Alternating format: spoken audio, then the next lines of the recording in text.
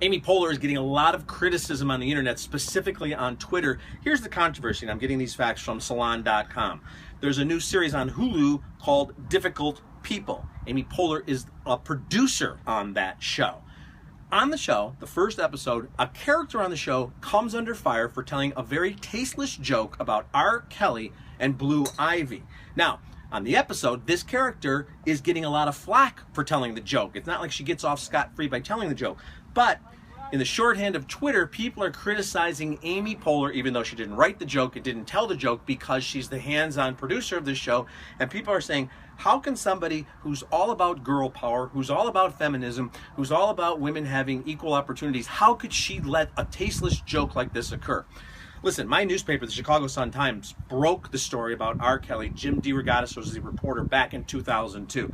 The facts and the videotape of that incident, they're horrific and it's horrible. But does anybody really believe that Amy Poehler thinks it's funny, that thinks it's actually funny what happened? The joke in the episode gets the character into trouble. Probably could have told the story without resorting to that joke. But I think the idea of criticizing Amy Poehler and all of a sudden saying that she owes the world an apology is ridiculous.